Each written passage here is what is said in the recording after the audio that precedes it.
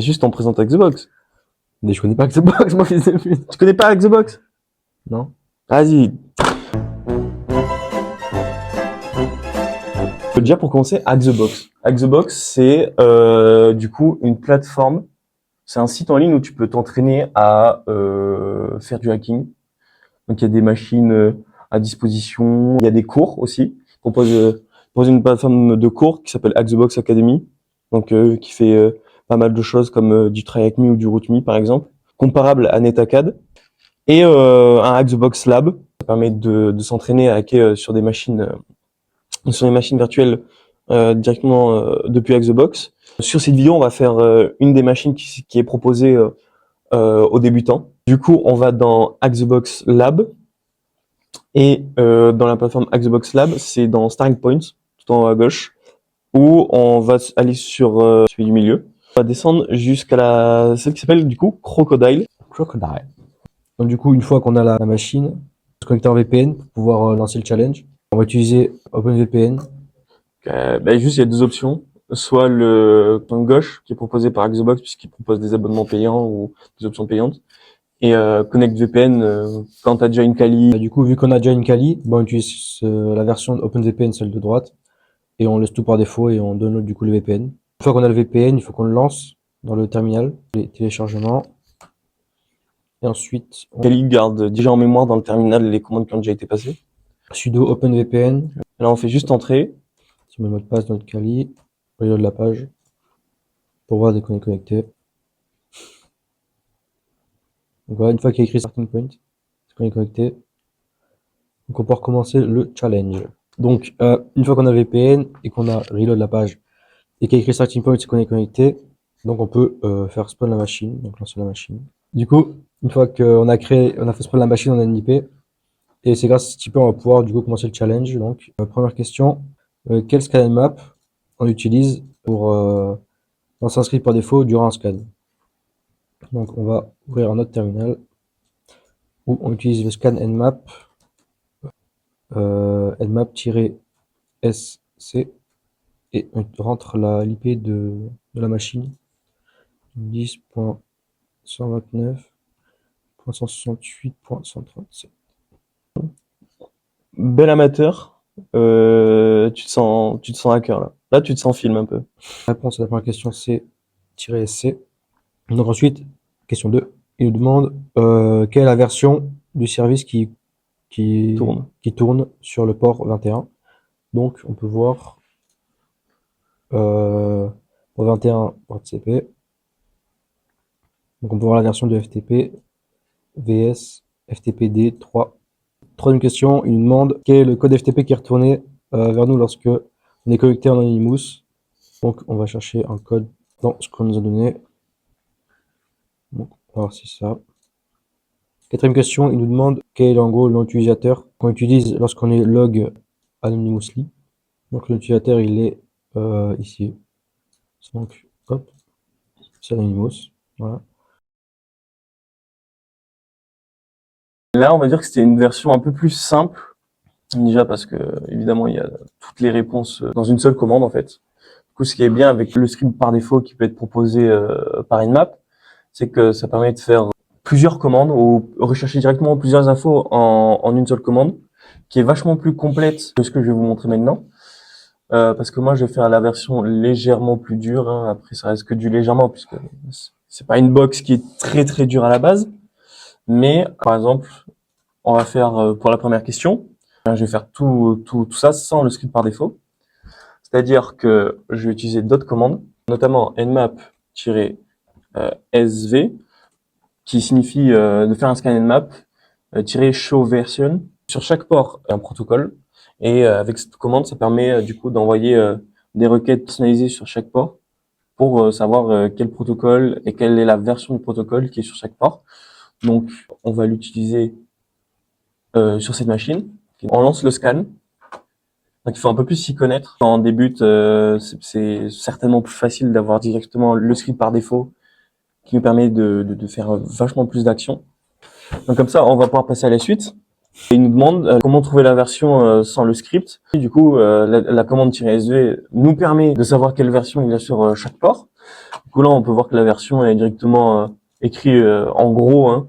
C'est plus simple à lire peut-être que l'autre où on peut voir ici. Là, tout simplement, la version en grand avec la version sur chaque port. Notre port 21 en FTP, la version, elle est juste là. On la rentre tout simplement. Le code qui est retourné quand on se connecte de manière anonyme en Anonymous. Là, cette fois-ci, la différence avec le premier script, c'est que c'est pas affiché. Du coup, c'est là où vous pouvez peut-être montrer de nouvelles choses aux gens qui connaissent pas du tout comment se connecter en FTP. Et du coup, c'est très simple. Il suffit de taper FTP et du coup l'IP de la machine. Et ça va nous demander du coup un name. C'est le moment où il faut rentrer du coup Anonymous. Et du coup, on peut avoir le message login successful. Et du coup, on voit qu'on est connecté en Ringbot. Et on peut voir sur le terminal qu'on est dans le serveur FTP. On peut voir le code qui a été retourné. C'était pour vous montrer comment se connecter à un serveur de fichiers à distance qui ne possède pas de mot de passe, parce que du coup, si on peut se connecter en Anonymous, parce que le serveur de fichiers est ouvert au public. En termes de cyber, on est vraiment... mais là, ça reste un environnement fait pour s'entraîner, pour se connecter du coup de manière anonyme.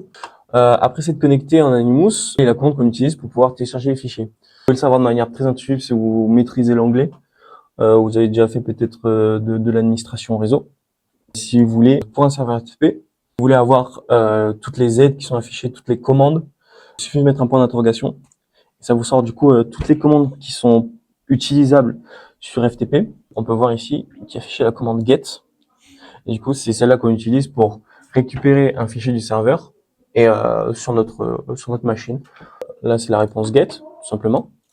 Ensuite, la task 6, ça nous demande comme question quel est l'un des noms d'utilisateurs avec l'un des plus hauts privilèges ou le plus haut privilège dans allowed.userlist qui est disponible sur le serveur de fichiers. Du coup, ça nous demande de le télécharger depuis le serveur de fichiers. Donc, ici, on peut voir qu'il n'y a rien affiché. Simplement, il suffit de faire ls. Donc, on a ls pour lister tout ce qui est disponible en termes de fichiers sur le serveur de fichiers. Et donc, on peut voir qu'il y a allowed user list et leur password. Comme on a pu le voir avant, on fait la commande get allowed user list. Du coup, pour pouvoir récupérer le fichier sur notre poste. Et du coup, là, on peut voir que le téléchargement s'est bien passé. Et du coup, maintenant, on peut aller dans nos applications, dans Fichiers. Du coup, quand on ouvre le serveur de fichiers, on peut voir du coup le allowed user list, le fichier qu'on a récupéré du serveur FTP, qui apparaît du coup dans notre explorateur de fichiers. Et en l'ouvrant, la question nous demandait parmi les noms d'utilisateurs présents dans ce fichier, quel était celui qui est très connu, mondialement connu, pour en général posséder des droits supérieurs. Et du coup là on reconnaît facilement le admin qui est très connu sur Hack-the-Box. Et du coup la réponse est simplement admin. Après ça nous demande la version du serveur Apache. Du coup ça, avec la commande que j'ai pu effectuer, on le voit aussi. Donc je vais refaire la commande. nmap-sv 10.129.168.137. Et grâce à cette commande, on peut quand même aussi avoir affiché version affiché en grand avec la version du coup là pour le port 21 où on peut voir qu'il est ouvert et c'est le service FTP. Et là sur le port 80 très connu, qui dit port 80 dit du coup service HTTP. Et du coup on peut voir aussi la version donc Apache HTTP. Du coup c'est simplement ça qu'il faut rentrer dans Hack-the-Box pour valider la question. La question numéro 8 qui est un peu plus délicate, un peu plus compliquée. Ça nous demande quelle commande aussi on utilise sur GoBuster pour spécifier qu'on regarde un type de fichier spécifique. Du coup, GoBuster, qu'est-ce que c'est? C'est un outil en ligne de commande qui sert à brute forcer. Cette fois-ci, c'est pas pour des mots de passe comme avec Hydra par exemple, mais là pour brute forcer des fichiers de serveurs web. Ça nous permet du coup de pouvoir lister quels chemins sont disponibles sur le site web, pouvoir spécifier quel type de fichier on veut rechercher. C'est souvent -x que je vais vous montrer qu'est-ce que ça donne en ligne de commande. On utilise GoBuster pour spécifier quel outil on utilise.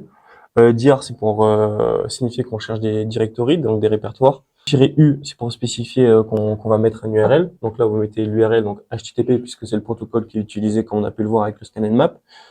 Après, vous rentrez la machine, du coup l'IP de la machine. -w, pour spécifier qu'on va utiliser une word list.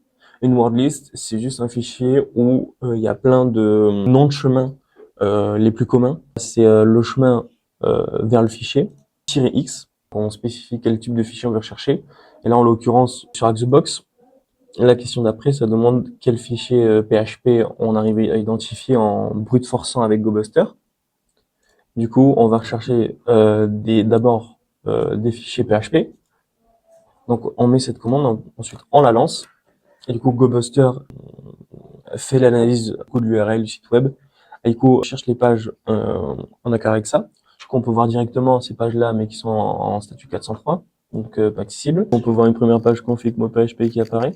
Du coup, à la fin du brute force sur le site web, on peut voir tous les chemins et tous les répertoires avec un point PHP. Du coup, là, on peut voir quelque chose de très intéressant. On peut voir qu'il y a du coup une page login.php disponible sur le site en question, sur la machine. On prend l'IP de la machine en question, on la rentre dans l'URL et on met un petit slash login.php, du coup, ce qu'on a pu trouver avec GoBuster. Et du coup, on atterrit sur une page d'identification. Si vous vous rappelez bien au début, on a pu avoir accès déjà à un premier fichier qui nous donnait du coup des noms d'utilisateurs. On va pouvoir rentrer. Si on repart sur le serveur de fichiers, donc si on se reconnecte FTP anonymous, si on refait la commande ls pour lister les fichiers disponibles sur le serveur, on peut voir aussi qu'il y a allow user list password. On peut faire un get allow user list password pour du coup récupérer le fichier depuis le serveur. On voit que le transfert a été effectué, tout s'est bien passé. On peut voir à côté que du coup le allow user list est apparu, on a bien récupéré le fichier. Et du coup, on peut voir les mots de passe de chaque utilisateur. Il suffit de copier.